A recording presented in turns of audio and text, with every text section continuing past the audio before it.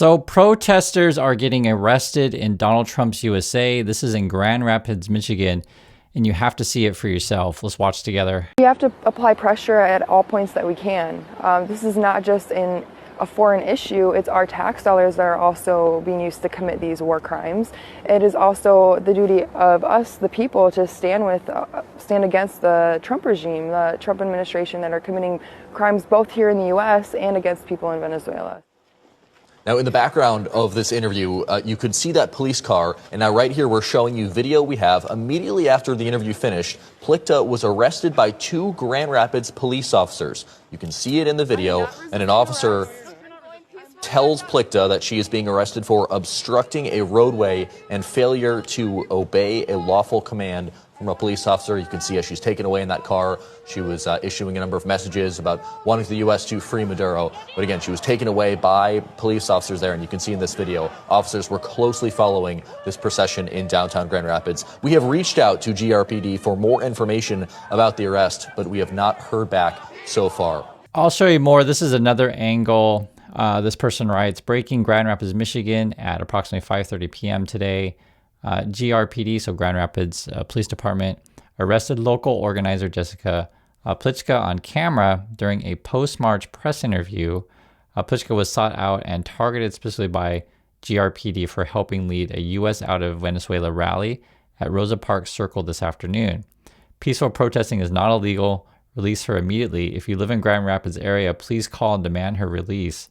Note, I'm from Upper Peninsula of Michigan, and I'm still calling to make sure she gets out to using her right to protest. Call and demand her release. This is Donald Trump's America, and I'm not surprised, but I mean, you saw it for yourself. I think what she was saying is like, I'm not resisting. They're charging her. Well, just watch a little bit more. Viva Venezuela! Viva Revolución! Living Bolívar! And not resisting arrest! And not resisting arrest! Free Maduro! Viva Venezuela! Que viva! What's she being arrested for? That she needs? Yeah, the property over there she needs. Good. Thank you. What is she being arrested for? Obstructing a roadway and failing to obey a lawful command of a police officer. Oh, through my hands.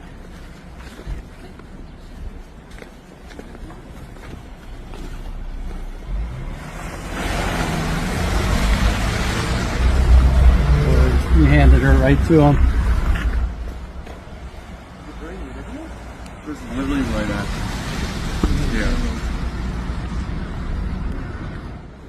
I just want to show you. So they said obstructing a roadway, ignoring lawful orders of police officers, but then you see like the environment that there's like no one around where they arrested her. This is the USA right now.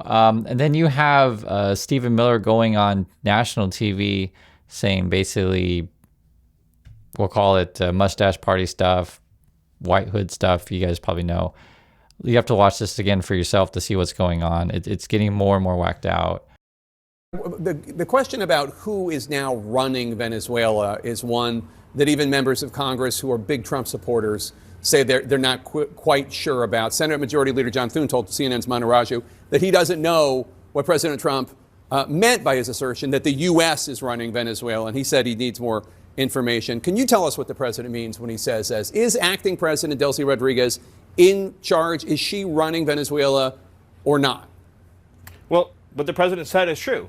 The United States of America is running Venezuela. By definition, that's true. Jake, we live in a world in which you can talk all you want about international niceties and everything else. But we live in a world, in the real world, Jake, that is governed by strength, that is governed by force, that is governed by power. These are the...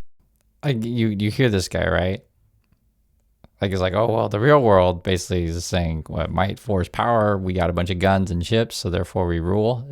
I mean, that's Rubio was saying these similar kind of things before. These people are sick. And that's why I had to show you first with the arresting of the protester. I want you to just know that not everyone is whacked out like this. But this stuff, unfortunately, this is the Miller dude. He is a big part of Trump's policy. You can talk about VOD as well. these are who these people are. They're sick. I just want to make sure it's clear. Not everyone is on board with this stuff. The iron laws of the world But that are you existed saying since the beginning of time. But in terms of United day-to-day States operations in Venezuela, that is acting President Rodriguez, right? It's not some sort of American emissary.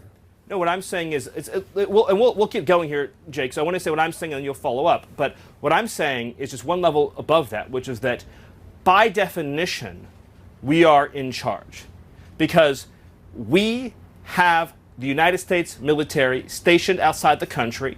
We set the terms and conditions. We have a complete embargo on all of their oil and their ability to do commerce. So for them to do commerce, they need our permission. For them to be able to run an economy, they need our permission.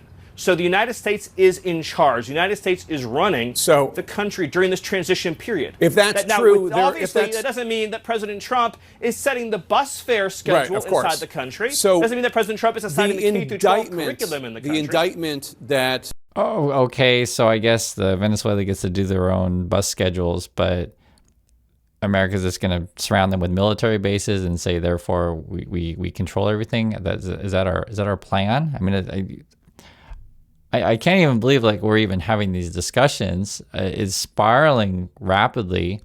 These people clearly need to be removed from power. It is sick, and for me, I just think any sane person can look at this and be like, "What are you talking about?" Right? You're basically we're violating, sovereign nations essentially. Like, oh, okay, well you can't rule your own country. We're just going to surround you whoever we want and run things. You can do your own bus schedules, and then when you see who's in these Republican circles, this is Lindsey Graham here. They're basically just lapdogs. That's the only way to put it. I mean, look at this stuff. One of the things that is happening, and I think you see it all the time, Howard, you've seen it, that Cuba is ready to fall. Yes. Cuba looks like it's ready to fall. I don't know if they're going to hold out. But Cuba now has no income. They got all of their income from Venezuela, from the Venezuelan oil. They're not getting any of it. And Cuba literally is ready to fall. And you have a lot of great Cuban Americans that are going to be very happy about this. Marco Rubio. So you got Ludnick there. You have Lindsey Graham. There's like, oh yeah. I mean, these are just awful people. It's obvious. It's so obvious. Like these are just lackeys. They don't care about you at all. They just want to, hey, let's get that money. Oh yeah, oil money, etc. And then you look at this, like this is Lindsey Graham now. I guess we're talking about going to Iran. So I pray and hope that 2026 will be the year that we make Iran great again. Like, are we actually talking about this stuff? So I don't.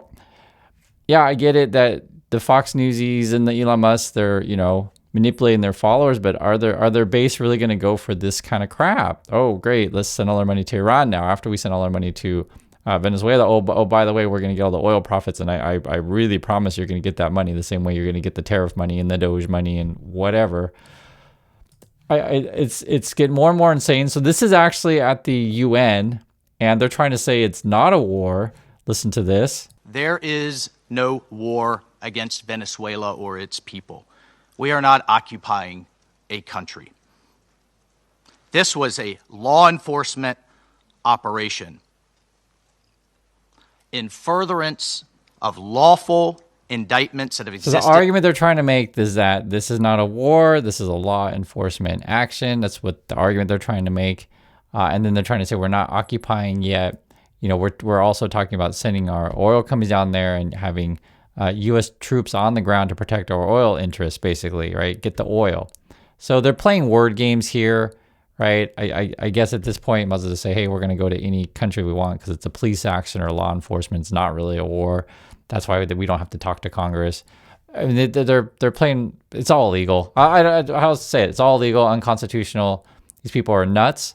And that's why you have to put it all together when you see, okay, you're arresting people who are protesting this stuff. The people who go along with it are just a bunch of lapdogs. Isn't it obvious? And then you got internationally, which is, I want to hear from people in the UK on this one. They asked Starmer about what do you think of the situation. Have a listen. France, Spain, Canada, Germany, as well as the UN Secretary General have all said that the US has violated international law. Has the US violated international law? Well, international law is really important. It's the framework, and it's for the US to set out its justifications for the actions that it's taken. But it is a complicated situation. It remains a complicated situation. So you're not going to say whether you think the most important thing is stability and that peaceful transition to democracy. That's what matters to Venezuela above all else, and that was the position we took before the weekend. It's still our position so now. You're not going to say whether you think they have or haven't, just to be clear? I'm going to be clear that I believe in international law. I've long been an advocate for international. What is going on over there, guys? I just, like I said, I want to hear people in the UK on this one. I don't know why I don't get the Starmer thing. I'm just showing you who, you want to be on the right side of history of this stuff. Like when I look at the Trump, lackeys, stuff like that, it's definitely people I don't want to be associated with. I don't want to be associated with the wrong side of history. I don't want to just be killing people just because I have more guns. That seems to be our plan. No, you're wrong in your question. Number one, Venezuela is a major source. And the reason why is the following. And I've seen a lot of this reporting, and it's fake reporting, and I'll tell you why. It says that somehow Venezuela is not involved in the drug trade because the UN says they're not involved in the drug. I don't care what the UN says. The UN doesn't know what they're talking about. Maduro is indicted. Right. I don't care what the UN says. So that's basically their attitude on this stuff. What's more, and then they're talking about how much they want Greenland. This is Trump right here on that. We need Greenland for national security, not for minerals. We have so many sites for minerals and oil and everything. We have more oil than any other country in the world. We need Greenland for national security. Right. That's who these people are. There is pushback, obviously, with protesters, various leaders around the world. This person saying, this is Helmut Brandstatter, saying hands off Greenland. Have a watch of this. Hands off Greenland, Mr. Trump. Greenland is an autonomous part of Denmark. It's part of Europe. It has nothing to do with the United States. So I call on all European heads of state and government to tell the US ambassadors here, hands off. It has nothing to do with America. So not everyone is Starmer. I don't know what Starmer's up to, guys. Please tell me in the UK. This is also... Someone said Greenland is part of the Kingdom of Denmark following the U.S. President Donald Trump's renewed push to annex Greenland. Germany's foreign minister reiterated that the territory will, in principle, also be defended as a NATO member state. So we'll see if Trump's going to go against NATO on this one. And then, guys, I know it can get frustrating every single day going through this stuff. I really know, and it's getting whacked out like way more than I saw coming like this quickly. We weren't talking about, we're going to go, kidnap people just a week ago and something. I guess we woke up one day and that was our plan. And then now we're talking about we're going to be running Venezuela. I just want to let you know, not everyone is crazy. I want to just give you a different perspective. We got to talk about other things also. This is Bernie Sanders. He's actually endorsing Sam Forstag for Congress. The first time I've heard of this. So this is someone in Montana. Bernie says Sam is a smoke jumper who jumps out of planes to fight fires, a union leader who has fought against Elon Musk's attacks on public servants, and an advocate fighting for public services and civil liberties in Montana. I'm proud to endorse Sam for Congress. I just want to show you something because not everyone is crazy in USA, and watch yourself to see a different point of view. When that siren goes off, you go. Off to some wildfire, ripping through a chunk of forest you've never seen. When you get there, you jump, because fire moves quick. Right now, the richest people in this country are trying to burn it all down so they can buy it all up. Meanwhile, folks are breaking their backs, barely getting by. Can't afford the doctor, priced out of house and home, just one surprise bill away from devastation. While we're working more, but getting less. DC isn't doing much about it, either because they don't hear the siren or because they set the blaze. I'm Sam Forstag, smoke jumper, union leader, trained to deal with a crisis. I know what it's like to work 1,000 hours of overtime and still be holding on by my fingernails. And I've seen the Montana we love burn around us while corporations and billionaires buy up our housing, gut our healthcare and retirement, and strip it all down for parts just to sell it back to us. We're in crisis, but our Congressman Ryan Zinke doesn't give a damn. Because while we're scraping by, he's in Congress getting $20 million richer. I'm running for Congress because I'm done pretending the rich and powerful are going to take care of us.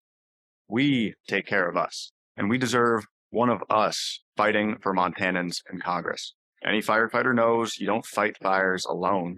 but we know how to work. We know how to swing a tool, and we're sick and tired of getting screwed. These guys won't go easy, but we've faced worse. Let's fix this together.